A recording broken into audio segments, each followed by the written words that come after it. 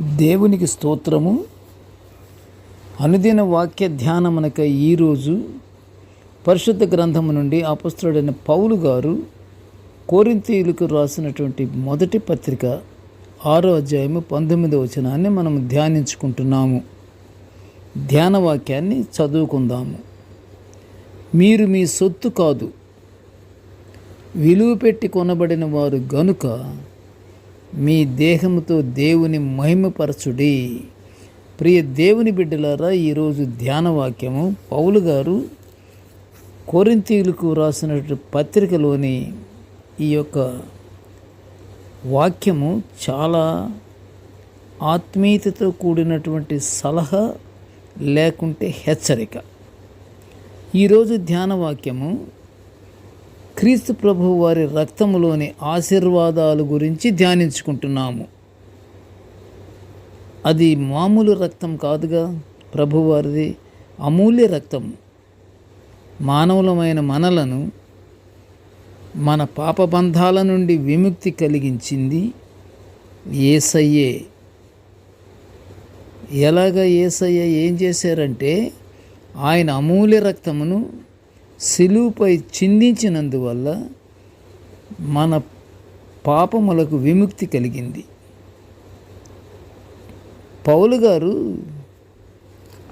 కొలస్సీ పత్రికలోని ఆయన కొలస్సీయులకు రాసిన పత్రికలోని మొదటి అధ్యాయము 14వ వచనము ఏమని చెబుతుందంటే, క్రీస్తు ప్రభువు తన్ను తాను దేవునికి నిర్దోషినిగా అర్పించుకొని శిలువపై ఆయన అమూల్య రక్తము చిందించబడినందున మనలను అంధకార సంబంధమైన అధికారము నుండి విడుదల చేసి దేవుని రాజ్య నివాసులుగా చేసిన క్రీస్తు ప్రభు త్యాగాన్ని బట్టి మనము ప్రభువుకు కృతజ్ఞతాస్తుతులు స్తోత్రాలు చెల్లించుకుంటూ చెల్లిస్తున్నాము.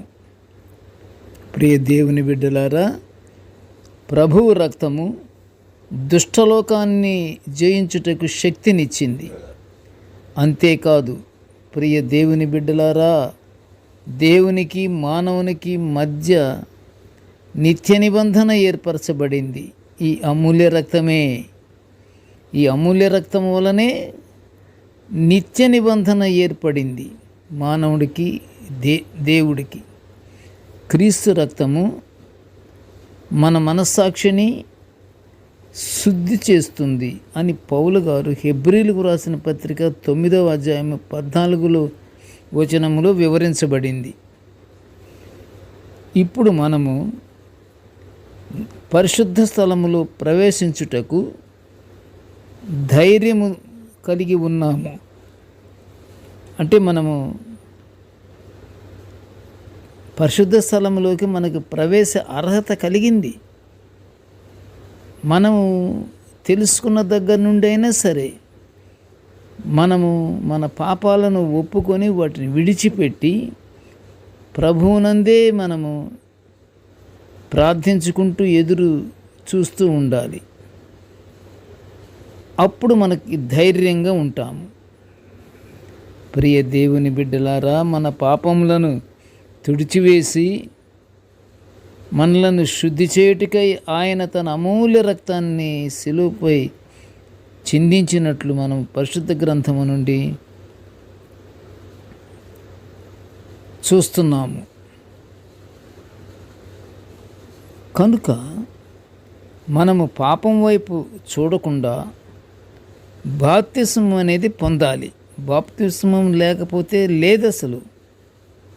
మనము ఏ పాపము లేకుండా అవి తుంచివేసేసుకొని మనం దేవుని వైపు చూస్తూ మనం బాప్తిస్మం పొందాలి.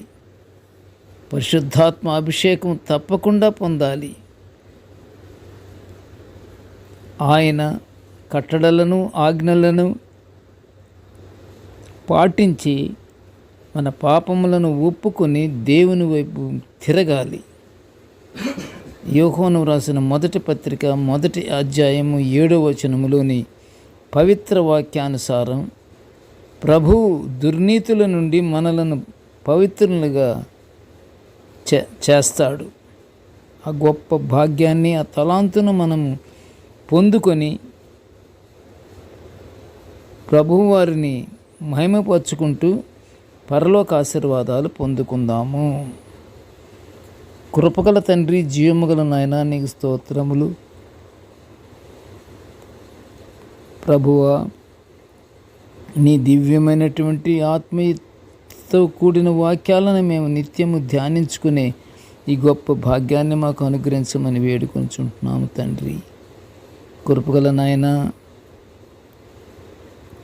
నేటి ధ్యాన వాక్యాన్ని వినుచున్న ప్రతి బిడ్డను ఆశీర్వదించయ్యా తండ్రి. మేము ఎల్లప్పుడూ నాయన నీ యందు భయభక్తులు కలిగి మేము ప్రేమతో ఒకరినొకరము మేము జీవించుచు నీ పరలోకాశీర్వాదాలు మేము పొందుకునే భాగ్యాన్ని మాకు అనుగ్రహించమని నాయన ఈ మనవులన్నీ యేసయ్య పుణ్యనామమున వినయముగా వేడుకొంచుంటున్నాము తండ్రి. ఆమెన్. దేవుడు మనలందరినీ బహుగా దీవించుగాక.